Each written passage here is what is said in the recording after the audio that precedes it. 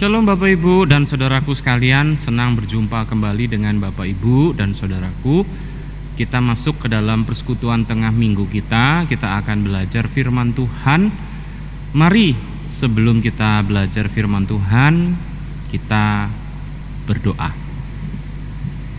Tuhan, inilah kami akan belajar firman-Mu, menjadikan firman-Mu sebagai pegangan buat kehidupan kami, yang akan memberikan kami tuntunan dan kebahagiaan yang paripurna dan kekal adanya.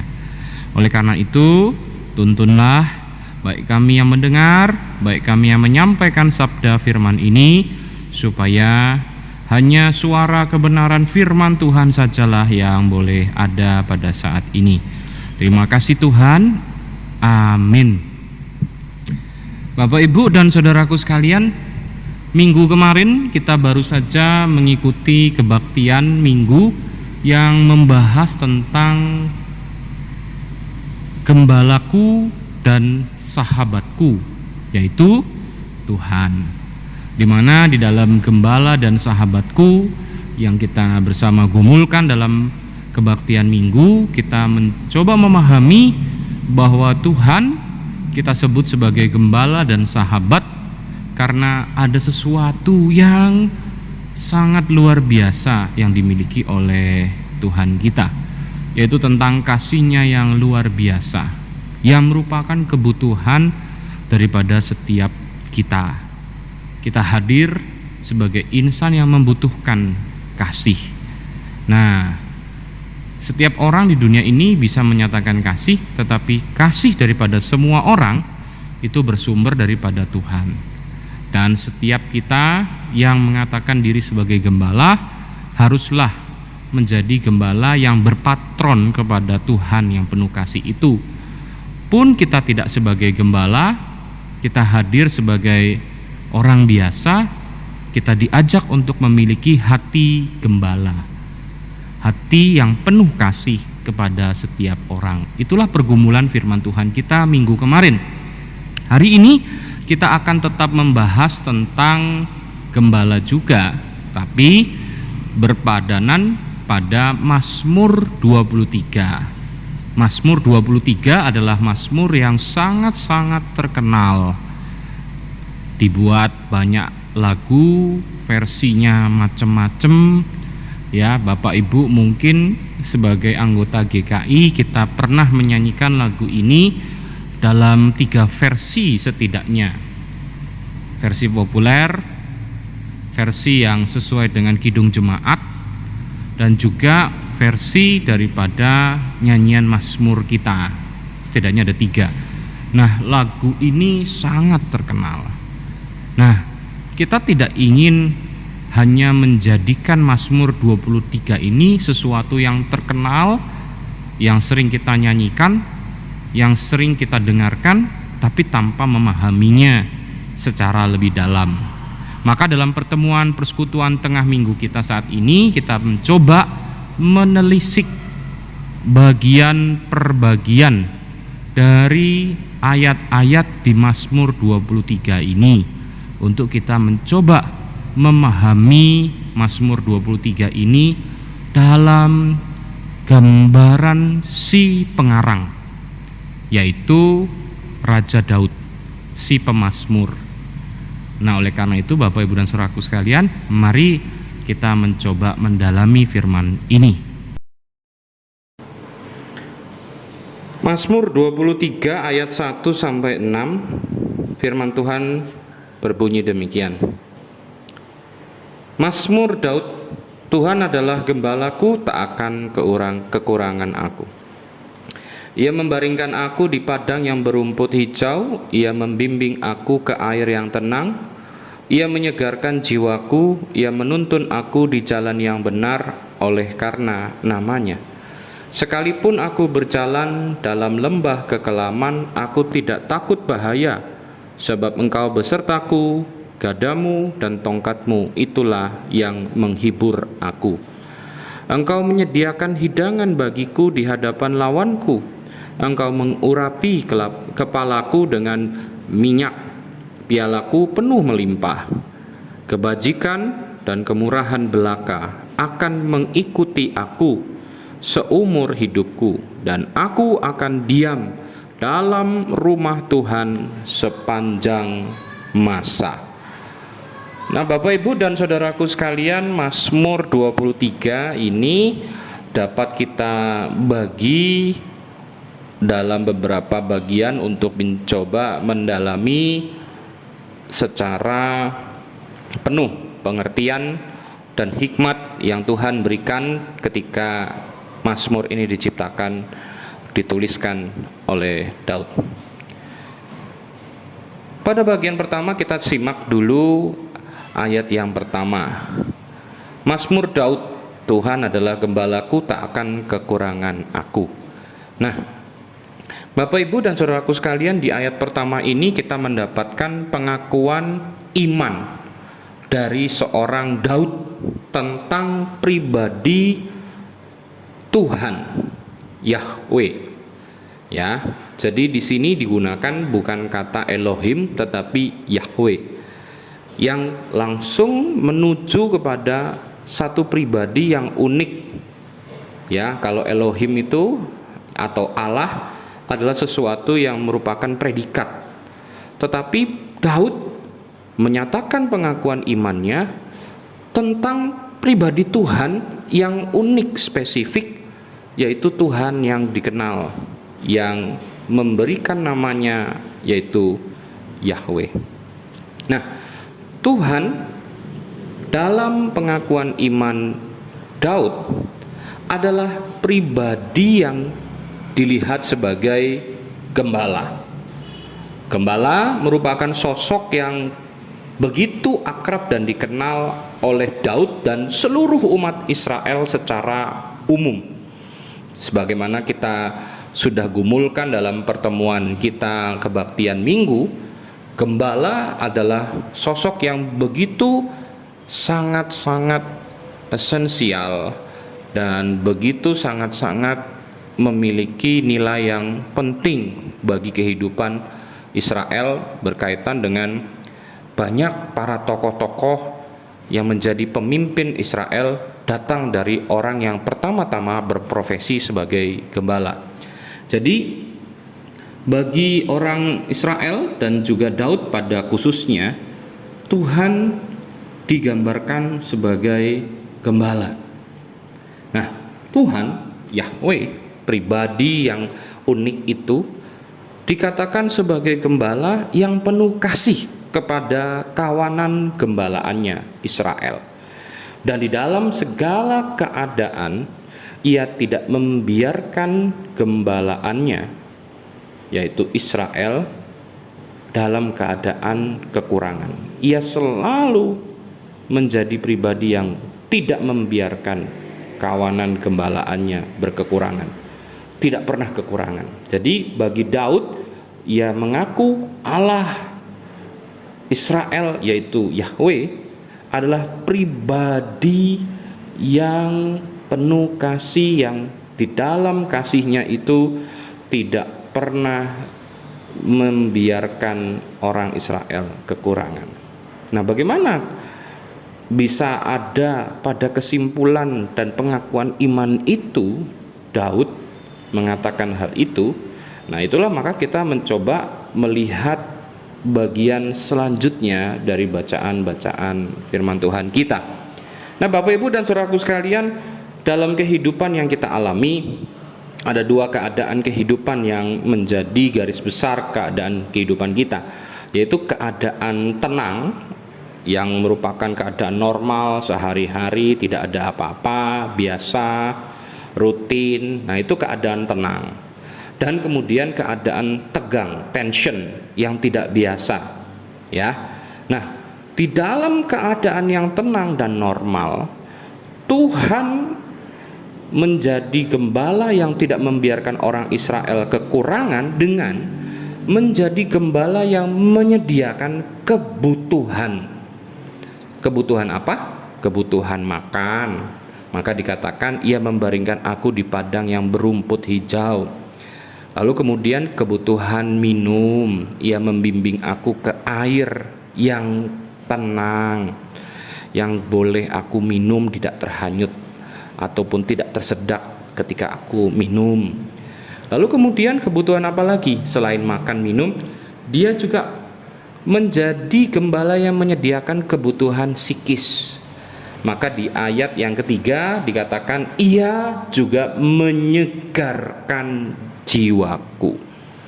Ya, dia memenuhi kebutuhan jasmani kita dan psikis kita. Dan ia menuntun aku di jalan yang benar. Dia memberikan arahan, memberikan kepada kita kata-kata yang memberikan jalan seperti apa supaya kita selamat dalam hidup ini. Nah, dia memberikan arahan. Nah, semua itu dikerjakan oleh Allah karena namanya. Nah, nama Allah itu adalah nama yang menunjukkan kuasa dan kasih-Nya dan keberadaannya. Nah, seperti kita tahu, YHWH atau yang kita kemudian lafalkan menjadi Yahweh adalah akronim dari kata Eser Yeser yang disampaikan oleh Tuhan ketika berjumpa dengan Musa di padang penggembalaannya di Midian, ketika ia melihat semak belukar yang menyala api. Eser Yeser artinya adalah aku adalah aku, akulah yang ada, akulah ada. Nah, jadi Tuhan adalah pribadi yang ada, yang hidup, yang di dalam ada dan hidupnya ia memiliki kuasa sehingga ia mampu mencukupkan segala kebutuhan kita. Tidak seperti gambaran Tuhan yang kemudian disembah tapi kemudian dia hanyalah figur-figur mati yang tak punya kuasa, tidak pernah ada, tidak pernah hidup. Ya, sampai kapanpun kita berdoa kepada Tuhan yang demikian, maka kita tidak mendapatkan pertolongan. Nah, jadi Daud memahami bahwa Tuhan di dalam namanya menyatakan dia ada, dia hidup, dia punya kuasa, dan di dalam segala ada, hidup, dan kuasanya itu ia menyediakan kebutuhan-kebutuhan makan, minum, psikis, dan arahan-arahan kepada kita. Nah, kita lanjutkan ke ayat ke-4 dan 5. Ayat 4 dan 5 menjelaskan bahwa selain daripada keadaan kehidupan kita yang tenang, ada keadaan kehidupan kita yang tegang, tension. Ya, ada tekanan di dalamnya.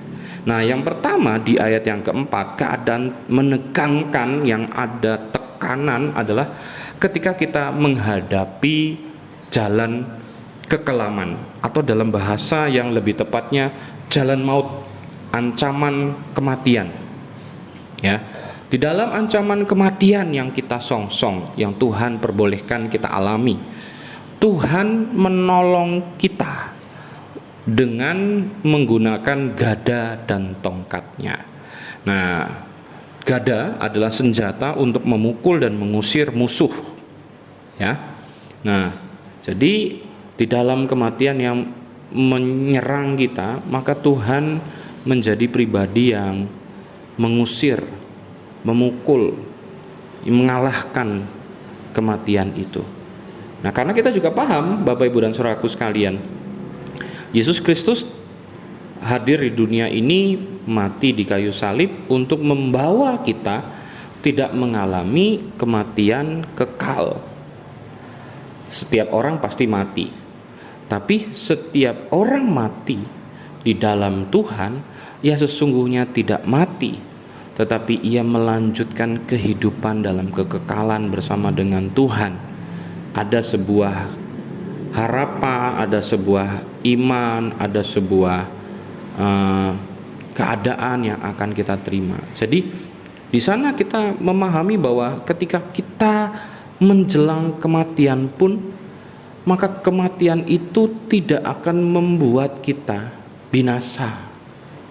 Kematian pun kalau diizinkan Tuhan kita alami, maka kematian itu adalah kematian di dalam Tuhan yang tak pernah melepaskan kita. Jadi gadanya, ya, menghalau si jahat yang akan membawa kita kepada kematian yang binasa. Ya. Nah, selanjutnya tongkat. Tongkat adalah alat untuk menjagai kawanan agar tetap di dalam kumpulan dan dapat dipantau dan dijangkau oleh gembala. Jadi tongkat Tuhan akan terus menjagai kita supaya kita tidak keluar dari barisan orang-orang yang hidup, ya, yang akan ada dalam kehidupan kekal. Nah, jadi itu ya. Kita lanjut ke ayat ke-5. Keadaan ketegangan yang selanjutnya adalah keadaan yang mengalami permusuhan atau rencana-rencana kejahatan yang mencelakai kita dari lawan-lawan kita. Nah, jadi dalam hidup kita mungkin saja kita mengalami keadaan di mana kita dapat celaka, dimusuhi, dan kemudian ada rencana-rencana jahat yang ditujukan kepada kita. Di dalam segala keadaan itu, Tuhan tidak membiarkan kita sampai berkekurangan dengan selalu memberikan kita kecukupan jasmani. Maka di sana dikatakan, engkau menyediakan hidangan bagiku, yang merupakan kebutuhan jasmani. Lalu engkau mengurapi kepalaku dengan minyak. Nah, urapan minyak adalah bentuk daripada kebutuhan rohani kita. Jadi baik kebutuhan jasmani kita, kebutuhan rohani kita di dalam tekanan dimusuhi orang, tidak akan pernah kekurangan dalam Tuhan yang menjadi gembala. Lalu kemudian piala mungkin itu istilah yang kita seringkali melihat sebagai orang yang menang bawa piala, tapi sebenarnya piala itu adalah gelas. Ya, piala itu sebenarnya gelas. Maka kita melihat, kalau kita melihat piala itu sebenarnya gambaran gelas. Nah, ketika Daud mengatakan tentang pialaku penuh melimpah, dia mengatakan gelasku penuh melimpah. Artinya piala atau gelas itu adalah gambaran kebutuhan kita.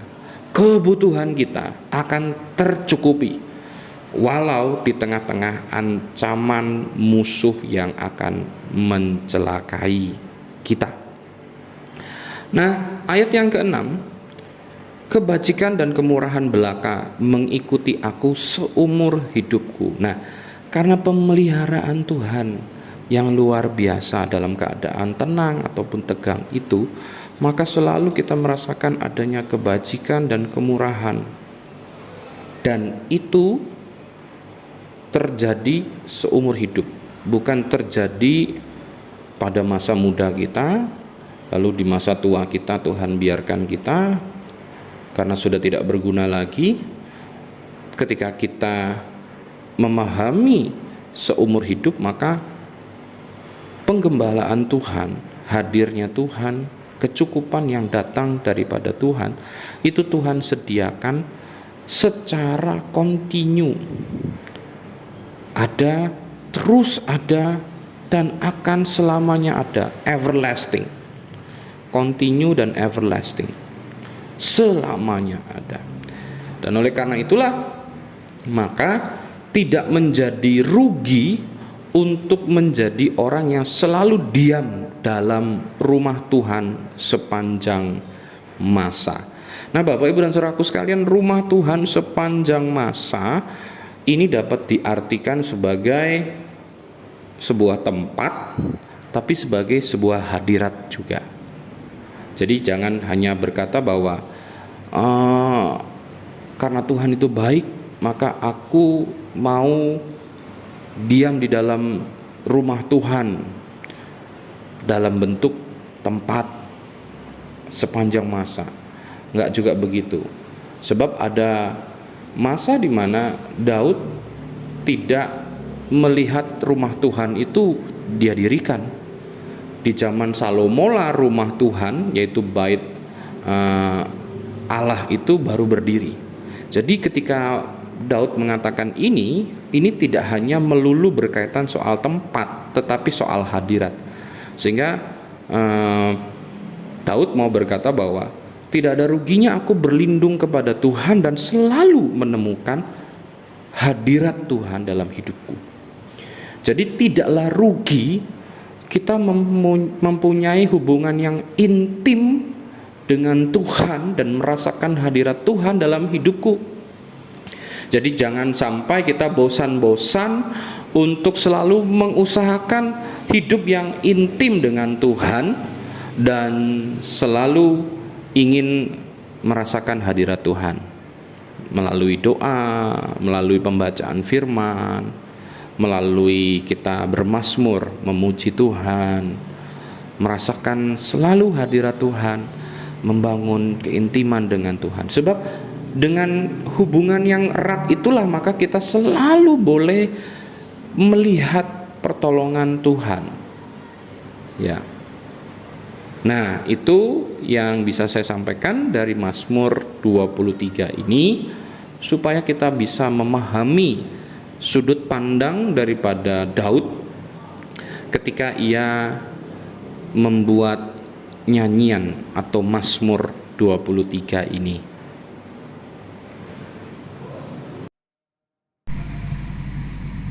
Ya Bapak Ibu, jadi demikian penjelasan materi kita dari Mazmur 23. Jadi dari penjelasan materi itu kita mendapatkan gambaran apa yang dimaksud, apa yang diharap, apa yang mau disampaikan oleh Daud si pemazmur.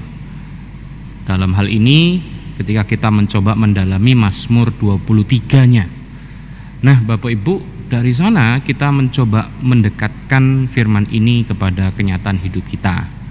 Kenyataan kehidupan kita adalah sebuah kenyataan kehidupan yang sedang dalam keadaan baik ataupun dalam keadaan sedang di dalam tekanan. Mari mencoba memahaminya. Kita sedang di dalam masa pandemi COVID-19. Saya memberitahukan kepada Bapak Ibu dan saudaraku sekalian, mungkin COVID-19 itu sudah menjadi sesuatu hal yang begitu dekat dengan kita. Terasa dampak ekonominya, bahkan ada di antara kita sendiri mungkin sudah mengalami kondisi terpapar COVID-19. Rasa takut, rasa khawatir, rasa cemas, bahkan mungkin juga ada saudara kita, kenalan kita yang karena COVID-19 maka sampai meninggalkan kita. Tentu menjadi sesuatu hal yang mendukakan hati kita. Nah, di dalam segala keadaan itu, maka Mazmur 23 ini coba kita terapkan dalam hidup kita. Bagaimana kita boleh bersepakat dengan Daud dalam pengakuan iman, dalam pujian mazmurnya, untuk meyakini Tuhan itu baik adanya. Ia selalu ada dalam keadaan kita yang tenang-tenang dan biasa-biasa saja, ataupun dalam keadaan yang begitu menegangkan, penuh dengan tekanan sampai membawa kita ke alam maut. Kita yakin bahwa Tuhan tetap ada bagi kita. Dan pun kita hidup di dalam permusuhan, mungkin ada sebuah celaka yang ditujukan kepada kita oleh orang di sekitar kita ataupun keadaan-keadaan tertentu, maka kita juga paham Tuhan menjadi penolong, penyedia bantuan dan dukungan, sokongan untuk kita. Jadi dia selalu ada bagi kita, dan itu dia lakukan senantiasa, everlasting.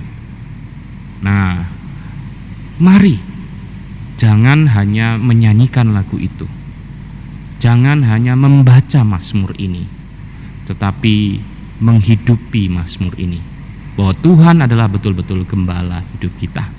Mempercayakan Dia menjadi gembala, mempercayakan bahwa hidup bahkan mati kita selalu dalam tangan Tuhan. Dan oleh karenanya kita tidak perlu merasa takut. Dia selalu ada, tak pernah kekurangan kita. Mari kita tutup di dalam doa. Tuhan Allah kami yang ada di surga, Engkau pribadi yang tak pernah mengecewakan.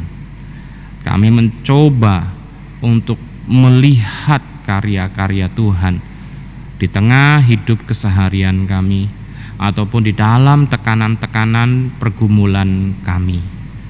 Kami tahu Tuhan tak pernah katakan bahwa akan membiarkan kami selalu di dalam kondisi yang tenang dan biasa-biasa saja. Ada masanya kami diperbolehkan Tuhan mengalami keadaan yang pelik dan sulit. Namun di dalam segala keadaan Tuhan ada bagi kami. Itulah arti namamu, bahwa Engkau adalah Allah yang ada. Maka biarlah kami hidup selalu mau bersandar kepada Tuhan, hidup di dalam pergaulan yang akrab dengan Tuhan, merasakan hadirat Tuhan selalu. Jangan sampai kami bosan untuk selalu bergaul akrab dan intim dengan Tuhan. Jangan pernah sampai ada kebenaran-kebenaran yang datang dari dunia ini menyesatkan kami. Biarlah hanya kebenaran Tuhan yang ada, menolong, mengingatkan, menuntun kami di dalam segala perkara kehidupan kami. Terima kasih Tuhan, inilah doa kami. Amin. Nah Bapak Ibu, inilah pertemuan kita. Kiranya apa yang disampaikan sebagai materi dan doa kita memberikan kekuatan buat Bapak Ibu. Kami percaya bahwa Tuhan ada di dalam gerejanya, ada di dalam jemaatnya, ada di dalam setiap kita yang berlindung padanya. Tuhan akan menolong kita. Dia adalah gembala kita yang baik. Kiranya Tuhan selalu memberikan kepada kita nikmat kesehatan dan juga kecukupan dalam hidup ini.